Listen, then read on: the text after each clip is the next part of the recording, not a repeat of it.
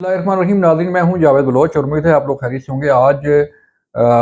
बड़ी अहम खबर के हवाले से आपको आगाह करना है और वो खबर है अडयाला जेल से। और अडयाला जेल में कैद हैं तहरीक इंसाफ के बानी चेयरमैन इमरान खान, और ये केस भी उनका है। इस केस के हवाले से बात करने जा रहे हैं। मामला है इलेक्शन कमीशन की तौहीन का, और मामला है फ़र्द जुर्म आयद होने का, और मामला है धमकियाँ देने का इलेक्शन कमीशन के ट्रिब्यूनल को, जो समाअत करने के लिए वहाँ पर गया था। हुआ ये कि इस पे अब कार्रवाई क्या होने जा रही है। वाक़या तो हो गया अडयाला जेल में, और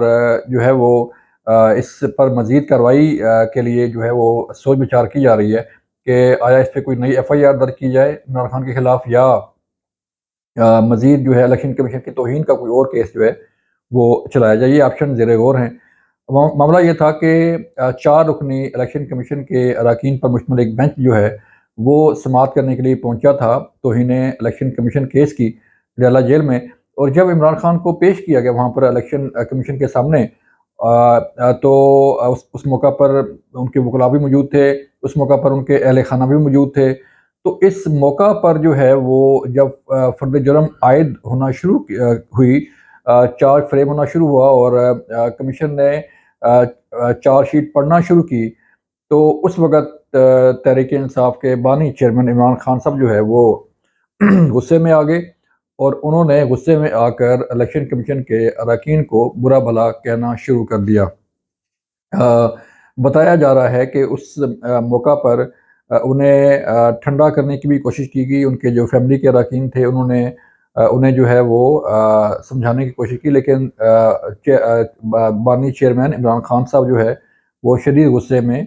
थे और वो किसी की बात नहीं सुन रहे थे। उन्होंने डायरेक्ट इलेक्शन कमीशन के अरकान को धमकियाँ देना शुरू कर दी, और ये कहा कि मुझे आपकी शक्लें भी याद हैं, मुझे आपके नाम भी पता है, और जब मैं हुकूमत में आऊँगा तो मैं आपके खिलाफ आर्टिकल 6 की कार्रवाई करूँगा, यानी कि गद्दारी का मुकदमा आप पर चलाऊँगा। इस मौका पर जो कोर्ट का माहौल था वो इंतहाई ख़राब हुआ, और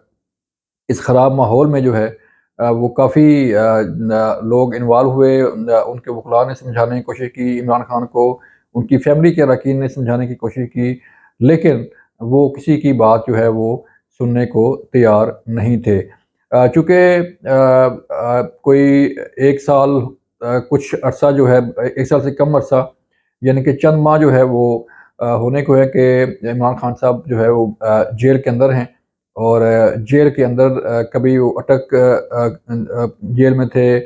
फिर उसके बाद अडयाला जेल में उन्हें शिफ्ट किया गया, और फिर इससे पहले भी वो गिरफ़्तार हुए। तो सानिया 9 मई के बाद से लेके अब तक, और अगर हम थोड़ा-सा और पीछे जाएँ तो जब से उनकी हुकूमत गई है, उस वक़्त से लेके अब तक जो है वो इमरान खान काफ़ी स्ट्रेस में चले आ रहे हैं। पहले उन्हें कुछ तवक्कुआत थी, उन्होंने अंदरूनी खाना पैगाम रसाई करने की कोशिश की इस्टेब्लिशमेंट के साथ, मुख्तलिफ़ इदारों के साथ, लेकिन जो है वो बात नहीं बन सकी, और फिर ये तासुर भी दिया गया कि हम उनके साथ राब्ते में हैं और हमारी बातचीत चल रही है, और जो भी सोशल मीडिया पर जो चीज़ें चलती हैं उसी के थ्रू जो है वो एक बात फैलाई जा रही थी, लेकिन ऐसा कुछ नहीं हुआ। कहीं से कोई, ना तो उन्हें कोई बैकडोर डिप्लोमेसी के तहत कोई रिलीफ़ देने की कोई उम्मीद दिलाई गई, या कुछ और जो है वो वादे वईद किए गए। स्टेट का सिंपल ही एक ही पूरी स्टेट का एक ही स्टांस, एक ही जो है वो फ़ैसला शुरू दिन से है कि जिन लोगों ने सने 9 मई किया, या जो लोग जलाओ-घराओ में मुलव्वस पाए गए, उनके उनके खिलाफ जो है वो भरपूर कार्रवाई की जाएगी। उन्हें भरपूर तरीके से कैफ़रे किरदार तक पहुँचाया जाएगा, और इसमें चाहे कोई भी हो। आपके इल्म में है कि इसमें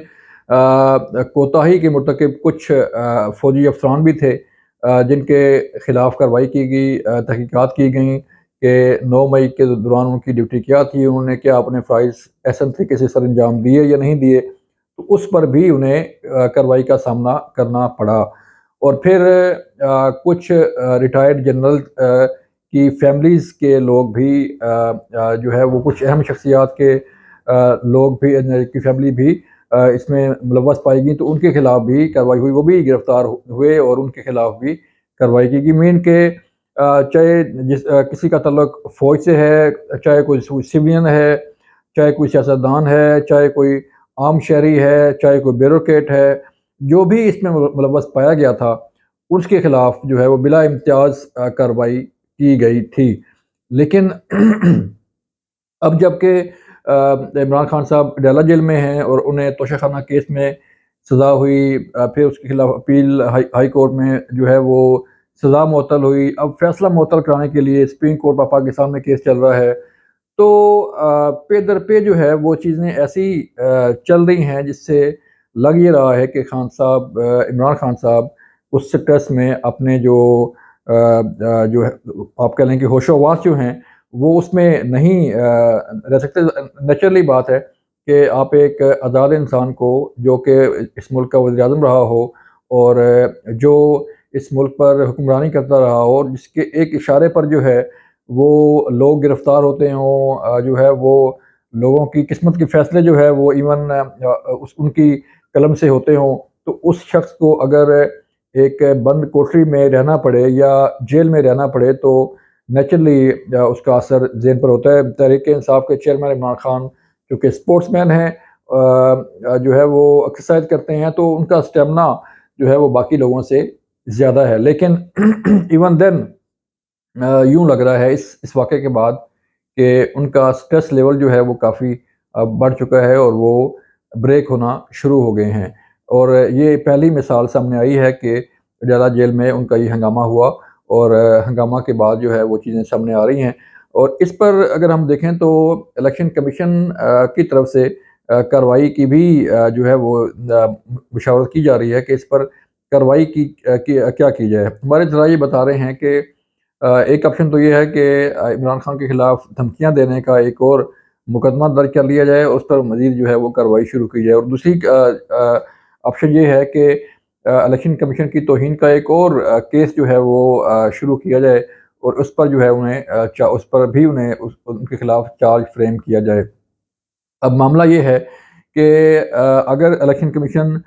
کارروائی کرتا ہے اور اس کارروائی پر جو ہے وہ مزید چیزیں سامنے آتی ہیں تو پھر ایک اور مشکل صورتحال کا سامنا کرنا پڑے گا عمران خان کو اور ان کے رفقا کو، اور اس سٹریس کی ایک اور مثال بھی ملتی ہے کہ گزشتہ روز چیئرمین تحریک انصاف گور علی خان نے ایک پریس کانفرنس کی، تو اس پریس کانفرنس کے بعد جو ہے وہ ایک اور پریس کانفرنس ہوئی اور مروت صاحب نے جو ہے وہ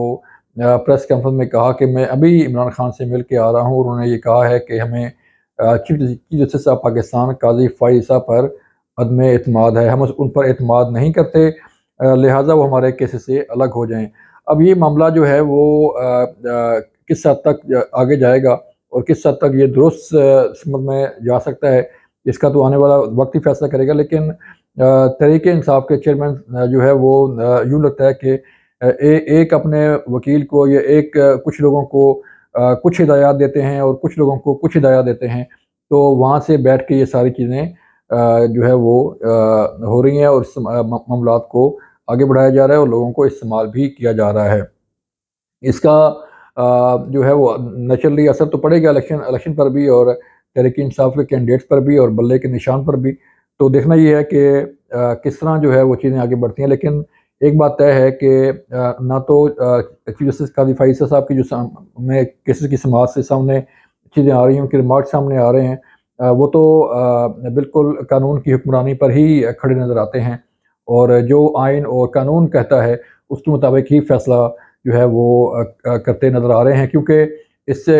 اب جو ہے وہ شاید عمران خان کو کوئی گڈ ٹو سی یو کہنے والا کوئی نہ ہو۔ اپنا خیال رکھیے گا، اللہ حافظ۔